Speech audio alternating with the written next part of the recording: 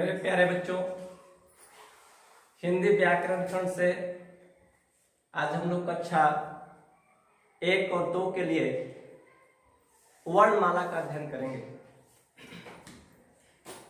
वर्ण और माला यह दो शब्दों से बना हुआ है। वर्ण और माला यह दो शब्दों से बना हुआ है।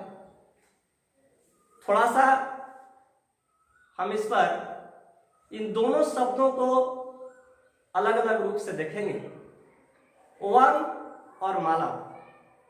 वर्ण का संबंध अक्षर से है और माला यानी अक्षरों के समूह को हम वर्णमाला कहते हैं।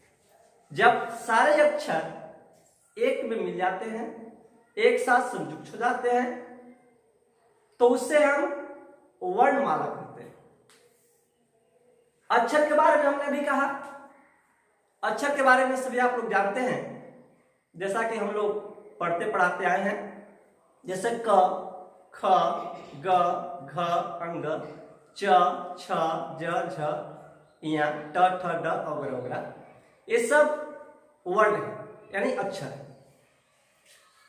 तो मूल रूप से हम यह जानेंगे, इसका परिभाषा वर्णमाला का मुख्य रूप से परिभाषा यह हुआ कि अक्षरों के समूह को वर्णमाला कहते हैं।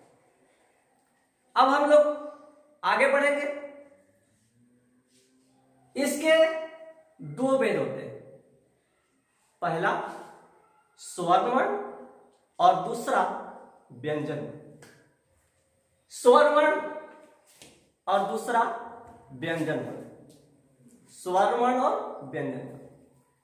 अब हम लोग जानेंगे स्वर्ण वर्ण किसे कहते हैं और व्यंजन वर्ण किसे कहते हैं। तो इसका बिल्कुल सिंपल परिभाषा है कि जिसका उच्चारण स्वतंत्र रूप से होता है उसे हम स्वर्ण वर्ण कहते हैं।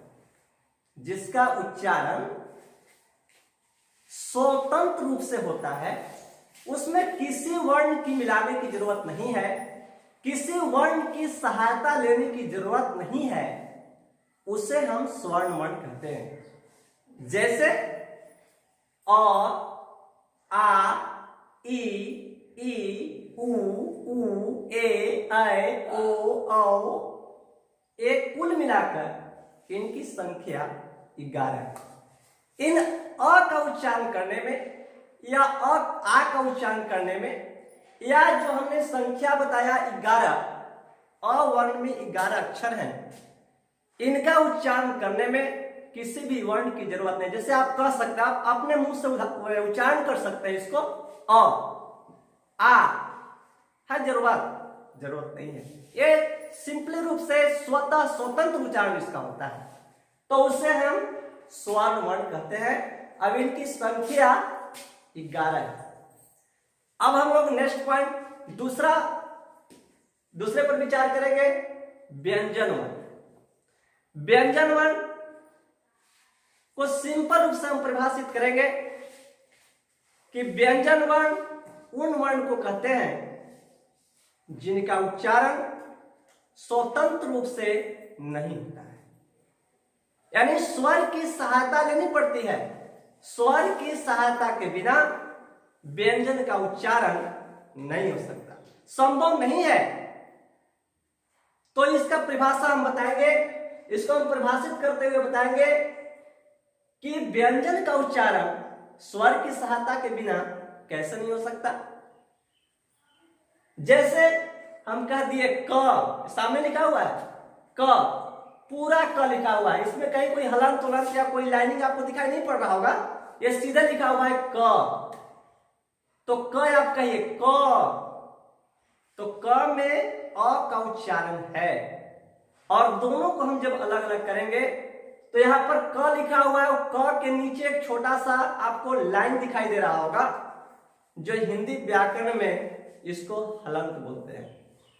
हलंत का मतलब होता है कि जिस अक्षर में यह पाई लग जाता है, अर्थात ये हलंत लग जाता है, वह सीधे सीधे आधा हो जाता है। आधा का मतलब समझते हैं आप लोग। और ये पूरा तब होगा जब इसमें स्वर की मदद मिलेगा, अर्थात इसमें अ मिलेगा। जब अ मिलेगा तो हम यह जो है पूरा क का उच्चारण हो जाएगा। क जोड़ क आधा क जोड़ अ बराबर क जोड़ आ बराबर का, क जोड़ ई बराबर की। इसमें भी हम लोग पढ़ेंगे हर्षई दीर्घई हर्षो दुर्घव, तो बाद में क्लास में हम लोग उसका डिफाइन करेंगे। हर्षई क्या है, दीर्घई क्या है, हर्षो दुर्घव क्या है, तो हम लोग सिंपल रूप से पढ़ेंगे।